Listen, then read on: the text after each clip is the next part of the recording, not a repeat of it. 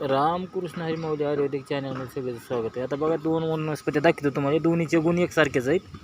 कारण आता ही दोन्ही गावल्या ते दोन्ही बी उपटून आणल्यात. आता ही बघा चिकणी, हिला चिकणी म्हणतात. म्हणजे ह्याचा बी पाला भाजी करून खात्यात.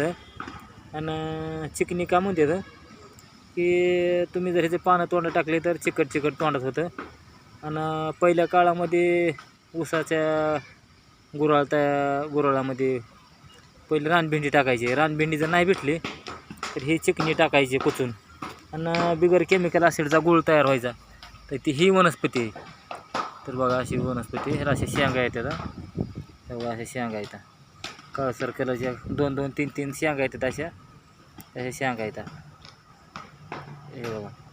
आणि लेडीजसाठी पाळी तर लाल जातं अंगावरलं, पांढरं जातं अंगावरलं, पिशवी काही खराब झाली तर ह्याच्यासाठी ही उपयोग येतो. कसं तर ह्याचं पंचांग घ्यायचे, असे झाडच उपटून घ्यायचं मुळासहित. बघा असं झाड उपटून घ्यायचं आणि रोज मुठभर कुचून 2 गिलासामध्ये पाण्यामध्ये आपलं काढा करून घ्यायचा.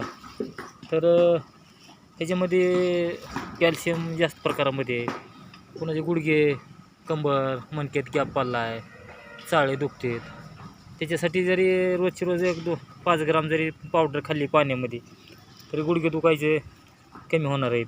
ह्या अशा शेंगा येतात. ह्याला बघा 2-2, 3-3 शेंगा असतात. उभ्या शेंगा आहेत. हिचं नाव चिकणी आहे.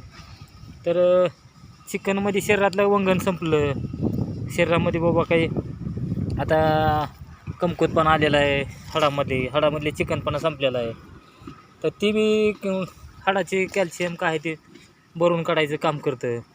त्याच्यासाठी बी ह्याला चिकणी नाव आहे एक. तर ह्याचा उपयोग करून घ्या. कवळे पानं नाही तर पंचांग घेऊन बी तुम्ही खाऊन ठेवू शकता. लेडीजसाठी उपयोगाचं आहे. गर्भाशयाचे काय आजार असले, गुडघे दुखतात, झोप येत नाही, पोट नीट साफ होत नाही, तर पोटासाठी बी चांगली वनस्पती आहे. तर ही अशी कुठे भेटते आहे जरा खडकाळ रानावर, निबर रानावर आणली तुम्ही तर बरोबर तुम्हाला भेटून जाईल. आणि हिचा वापर तुम्ही लेडीजसाठी करून घ्या. आणि पहिलं गुराळाला ह्याला गूळ काढण्यासाठी ह्या वस्तूचा वापर करायचे. तर जास्त करून केमिकल ॲसिड टाकलं का लिव्हर किडन्या खराब होत्यात. तर लिव्हर किडन्या साफ करायचं काम करते. मूत्रालय लगेच साफ होते. ही एक झाली. परत तुम्हाला दुसरी एक वनस्पती दाखवत अजून एक. ही बी तशीच आहे. तेव्हा हिचे पानं असे आहेत. तेव्हा हिचे बी, आणि ही बी अशीच चावून खायचे.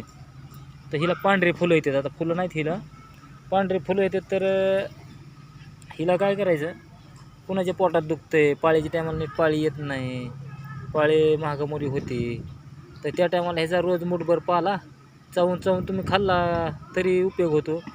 आणि चावून तर तुम्हाला नसला खायचा तर रोज मुठभर पाला 4 कप पाण्यामध्ये चांगला उकळायचा आणि 1 कप राहू द्यायचं. 1 कप राहिलं की पाळीच्या 4थ्या दिवसापासून तुम्ही असं सकाळ संध्याकाळ जेवण झालं तर करताय 7 दिवस. प्रत्येक महिन्यात 7 दिवस करायचं फक्त. असं जर काही 2-4 महिने करताय तर सगळे तुमचे पिशवीचे, गर्भाशयाचे आजार राहणार आहेत. तर ही वनस्पती ती बघा. कारण ही मला एक जण दाखवली, हिचं काही नाव माहीत नाही मला काय नाव आहे ते, पण ह्याचं औषध दिलेलं आहे मी लोकांना. ही अशी वनस्पती तुम्ही असं जरी पानं खाल्ले तर तोंडामध्ये चिकट होतं, डिंकावणी, आणि चिकटपणा जास्त आहे त्या चिकणीपेक्षा बी. तर ही बघा असं मुळासहित उपटून आणायचं.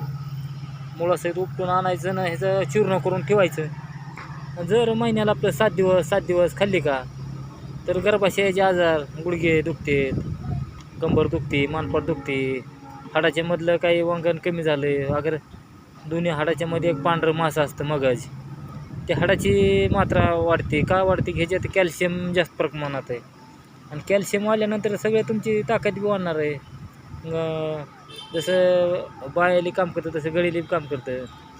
वांजपण आलेला असला काही कारणानं, अशक्तपणा लई झालेला आहे, तर हे जर रोज तुम्ही पाला जर मुठभर खाताय तर सगळे शरीराचे दोष विकार होऊन, आणि हे बी मूत्रालय, लघवीचे कुठले आजार आहेत तुम्हाला, लघवीत करताना थोडी होती, लघवी होत नाही, तर ही लिव्हर किडन्या साफ करायला ही बी काम करते.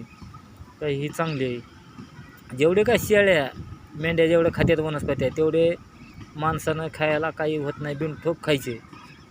कारण शेळ्या, हरणं हे असे काय फिरणारे प्राणी ह्यांनी माहिती असतं वनस्पती चांगली कोणची, वाईट कोणची, हे खाल्ल्यावर काय होतं, तर ती खात असतात.